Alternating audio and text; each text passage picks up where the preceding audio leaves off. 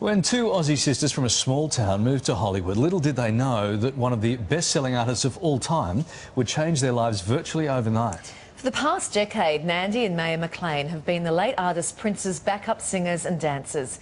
And now in a TV exclusive, the twins are speaking out for the first time since his untimely passing. Oh no, let's go crazy. Let's get nuts. It was the audition tape that landed a pair of Aussie sisters the gig of a lifetime. Get dirty at the club, yeah. Usually round your waist like a chain, but then Only 6 weeks after moving to LA to chase their pop music dreams, identical twins, Maya and Nandy, were handpicked to dance in a video clip for the late artist Prince. But when the superstar realised the girls could also sing, he took the duo under his wing and on tour for 10 years. Moses was a pharaoh in the 18th dynasty, and Mo was chilling in Carthage in 33 BCE.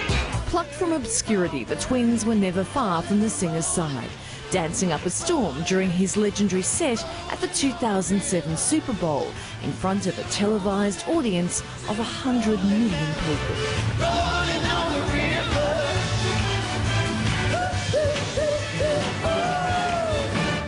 Oh.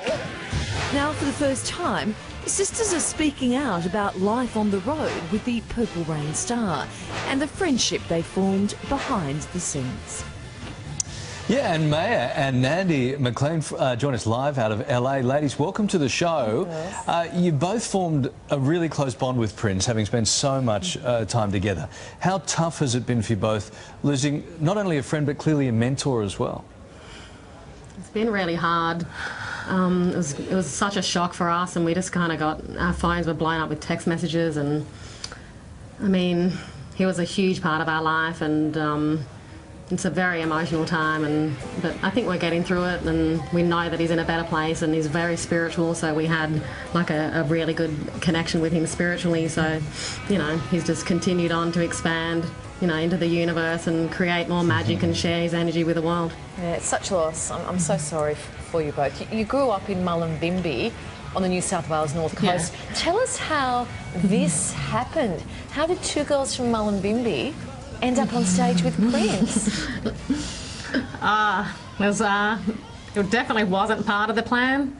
But when we first moved to the States, our third audition was auditioning for a music video for Prince, and he picked us off an audition tape, and he just said he just wanted the two of us. We're just like, what? So 6 weeks in the country, booked with Prince for 10 years. Wow. That's how it happened. Yeah, so Fantastic. That 10 years on the road, what was life like living, what was it living that rock star life? Well, I remember a time when we went to London, like we really felt like princesses. Like first class, getting treated like VIP areas, not kind of mingling with, you know, other people in the club, and everything was really kind of protected. Yeah. But, you know, we were just looked after. It was a really clean camp. It was surreal. It was just awesome. We were just living in that purple universe where time doesn't exist. And you're just like, okay, where am I? Okay, it's 6 a.m. I'm not even tired. It was like, it was crazy. I love that, Yeah. and so creative as well. I love that, living that purple universe. He was clearly an inspiration for you both with your own musical projects as well. Is there one piece of advice that he gave you along the way? And I'm sure he had so much advice to give, but is there anything that really stuck with you and really made a difference?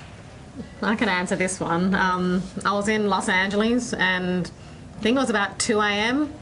and the phone rings, and I pick up and I was like, hello, and I hear, whatever you say is true. And I'm like, who is this? It's Prince. I said, your voice sounds different. And he goes, I said, it sounds higher, because I didn't recognize him. And he goes, I've been dancing in front of the mirror in my room. And then I said, whatever you say is true. And he goes, yes, that's what it says next to my mirror. And I mean, that sounds funny, but the advice and the truth within that comment, Yeah. you know, it really rang true to me, because like whatever you say in life is you know, is the truth. Whatever you tell yourself becomes reality.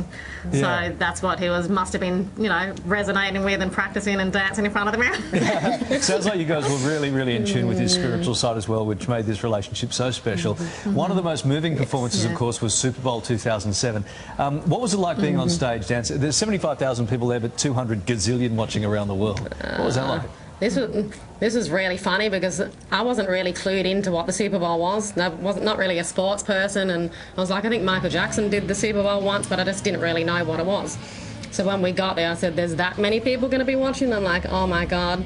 So in the opening, when we were rehearsing it, we started on our knees and we were like laid back on the floor.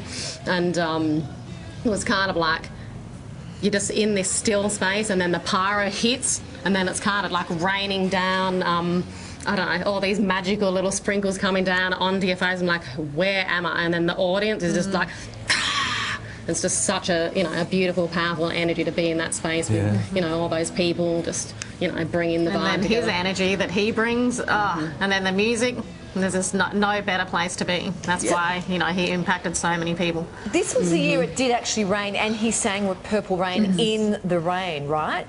Yes. When he passed, I actually went back and Googled that and looked it up, and it was so powerful.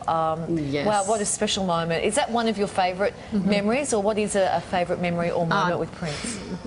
No doubt. Like being able to be out in the open and then running around the stage dancing in the rain, it's just full freedom. And him nothing like Like it. you just, your hair's getting wet and you're just like, you know, unbridled and free. Just like awesome. Beautiful. Amazing. Because you guys are not only singers and dancers, but of course you're producers and directors as well, right? Yes. We started producing and directing like maybe around 2.5 years ago. We definitely discovered a passion for film. Yeah, great. So you worked on the music video Breakfast Can Wait? Yeah, that was actually one of our first introductions to production. We started dabbling in it, and then how that came about was I got a call from Prince, and he said, I want you to find this girl. And her name was Danielle Coriel. And I said, oh, sure, I'll find her. And so I find her, and he goes, I want her to be in my next music video. I was like, okay. And he goes, will you and Maya executive produce it for me? And I was like, never done that before, but sure. and I was ready. Like, I was ready to take on the responsibility. I wanted to get behind the scenes and fully be the bird's eye on a project rather than just being talent. And so then, you know, me and Maya, you know, put it together, and we had an awesome project, and got connected to all the beautiful dancers, and it was interesting being behind the audition panel for once. I'm like, these guys are working so hard. My job's easy now. I felt like there was actually a lot of freedom with being able to oversee everything, because then you're kind of just looking at how all the pieces are working and pulling it all together. So that was a lot of fun too. It's like just as equally as fun as being a performer. Okay, so guys... Prince was given his... Yeah, go ahead. No, I was just going to say, so in the next year or so, you find yourselves back in Mullumbimby. You're at the Mullumbimby RSL. You've had something nice to eat with your family and friends. You move down to the disco floor, and a Prince song comes on. What do you do when you hear that Prince music? Do you get up and sort of dance around, or is it just a quiet tear and a drink in the corner? Sometimes it depends on the environment, I guess. Maybe sometimes we just actually knock into like the choreography. We just go and just start doing it like we're, performing like we were doing with him on stage. Yeah. And then others were just like, here we go. Am I at work right now? Because it feels like it. Yeah. So what does the future hold for you now, girls?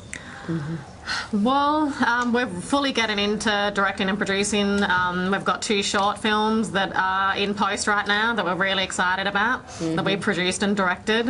And we also have a big project that we can't speak about too much about, but it's a biopic that we're developing on a female artist that has passed.